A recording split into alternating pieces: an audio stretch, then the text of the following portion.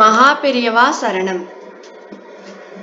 தெய்வத்தின் குரல் பகுதி 1. தலைப்பு 7. பண்பாடு. கட்டுரை 79. வாக்கின் பயன். எத்தனையோ விதமான ஜீவராசிகள் இருந்தாலும் மனிதனுக்கு மட்டுமே பரமேஸ்வரன் பேசும் சக்தி தந்திருக்கிறார். உலகத்தில் அநேக பாஷைகள் இருக்கின்றன. பேச்சிலிருந்து எழுந்து பிறந்து உலகம் முழுவதும் பல லிபிகளும் இருக்கின்றன.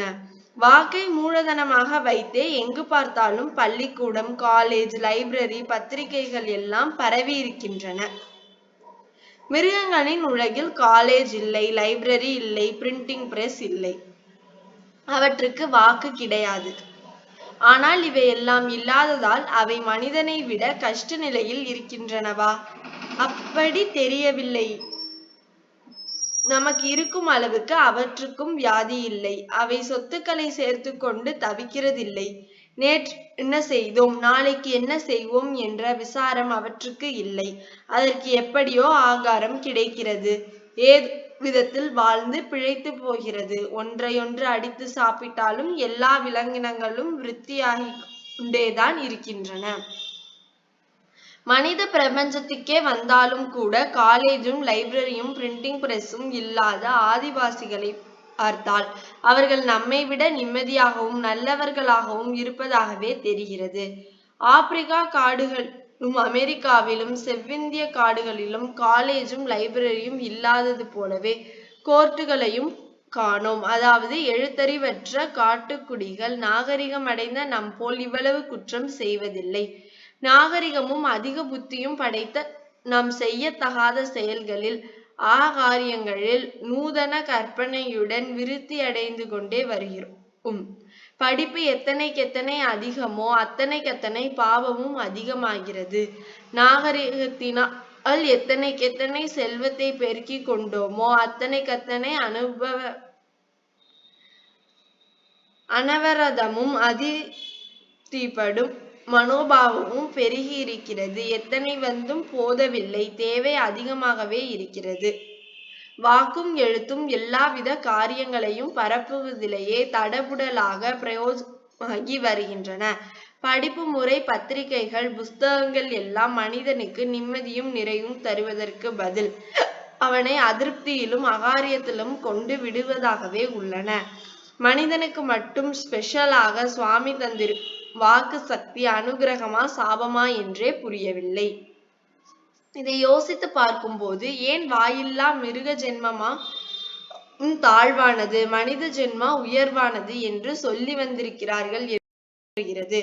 ஒரு மிருகம் பிறந்திருந்து இறக்கின்ற வரையில் உள்ளுணர்ச்சி மீதே நடப்பதால் அதற்கு புத்தி பூர்வமாக செய்கின்ற பாவம் எதுவும் இல்லை. மனிதன் தான் அவனை ஓயாமல் கெழுத வைக்கிறான். அவ்வளவுக்கவ்வளவு படிப்பும் நாகரிகமும் அதிகமோ அவ்வளவுக்கவ்வளவு வஞ்சனை, மோசம், பொய், வேஷம் எல்லாவற்றிலும் நிபுணர்களாகி சித்ரகுப்தனுக்கு நிறைய வேலை வைக்கிறோம். நர ஜென்ம துர்லபம், அதுவே உயர்ந்தது என்பது ஏன் என்று யோசித்தேன். யோசனை செய்தலில் மிருக ஜென்மத்தில்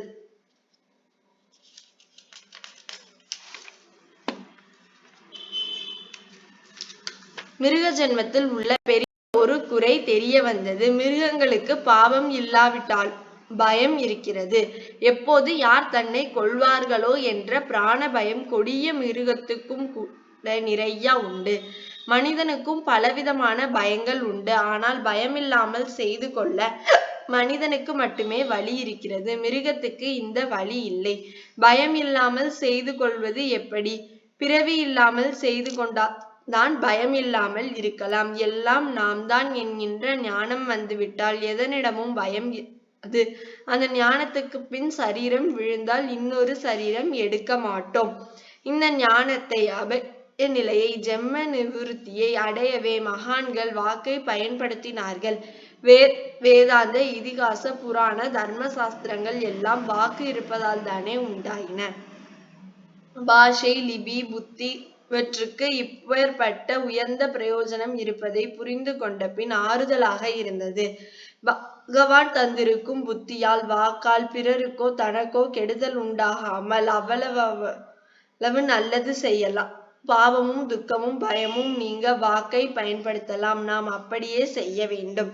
இதற்கெல்லாம் அடிப்படை பக்தி. வாக்கு தெய்வ சம்பந்தமாக பயனாக வேண்டும். இதனால் தான் அக்ஷர யாச காலத்தில் ஆரம்பிக்கும் போதே நமோ நாராயணாய என்று விரலை பிடித்து எழுத வைக்கிறார்கள்.